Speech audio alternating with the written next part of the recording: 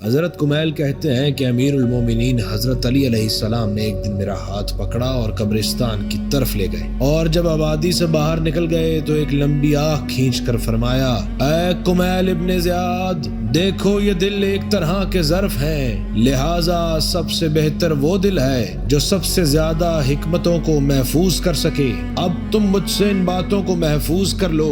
سنو، لوگ تین طرح کے ہوتے ہیں: خدا رسیدہ عالم، راہ نجات پر چلنے والا طالب علم، اور عوام الناس کا وہ گروہ جو ہر آواز کے پیچھے چل پڑتا ہے اور ہر ہوا کے ساتھ لہرانے لگتا ہے۔ اس نے نہ نور کی روشنی حاصل کی ہے اور نہ کسی مستحق ستون کا سہارا لیا ہے۔ اے کمیل، دیکھو، علم مال سے بہرحال بہتر ہوتا ہے۔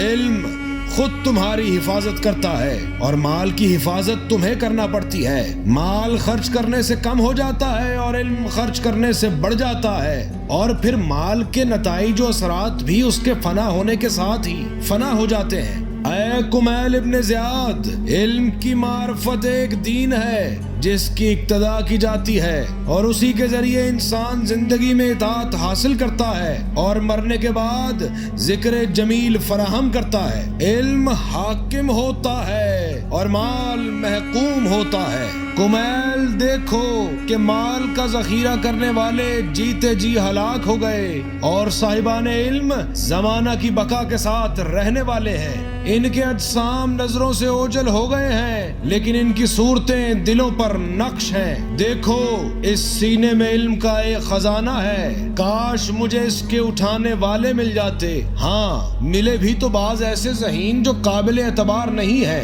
اور دین کو دنیا کا اعلی کار بنا کر استعمال کرنے والے ہیں، اور اللہ کی نعمتوں کے ذریعے اس کے بندوں پر، اس کی محبتوں کے ذریعے اس کے اولیاء پر برتری جتانے والے ہیں۔ یہ حق والوں کے اطاعت گزار تو ہیں، مگر ان کے پہلوؤں میں بصیرت نہیں ہے اور ادنا شبہ میں بھی شک کا شکار ہو جاتے ہیں۔ یاد رکھو، نہ یہ کام آنے والے ہیں اور نہ وہ۔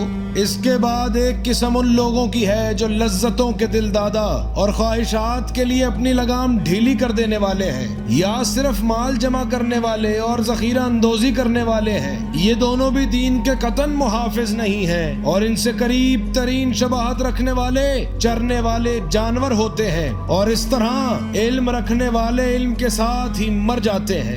لیکن اس کے بعد بھی زمین ایسے شخص سے خالی نہیں ہوتی جو حجت خدا کے ساتھ قیام کرتا ہے، چاہے وہ ظاہر یا مشہور ہو یا پھر پوشیدہ ہو، تاکہ پروردگار کی دلیلیں اور اس کی نشانیاں مٹنے نہ پائیں۔ لیکن یہ ہیں ہی کتنے اور کہاں ہیں؟ واللہ ان کی عدد بہت کم ہے، لیکن ان کی قدر و منزلت بہت عظیم ہے۔ اللہ انہی کے ذریعے اپنے دلائل و بیانات کی حفاظت کرتا ہے تاکہ یہ اپنے ہی جیسے افراد کے حوالے انہیں کر دیں اور اپنے امثال کے دلوں میں انہیں بو دیں۔ انہیں علم نے بصیرت کی حقیقت تک پہنچا دیا ہے اور یہ یقین کی روح کے ساتھ گھل مل گئے ہیں۔ انہوں نے ان چیزوں کو آسان بنا لیا ہے جنہیں راحت پسندیوں نے مشکل بنا رکھا تھا، اور ان چیزوں سے انس حاصل کیا ہے جس سے جاہل وحشت زدہ تھے، اور اس دنیا میں ان اجسام کے ساتھ رہے ہیں کہ جن کی روحیں ملائے اعلیٰ سے وابستہ ہیں۔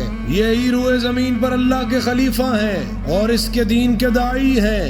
مجھے ان کے دیدار کا کس قدر اشتیاق ہے۔ کمیل، میری بات تمام ہو چکی، اب تم جا سکتے ہو۔ سامعین گرامی قدر، میری دعا ہے کہ اللہ ہمیں علم علی ابن ابی طالب علیہ السلام سے فائدہ لینے کی توفیق حاصل فرمائے۔ الہی آمین۔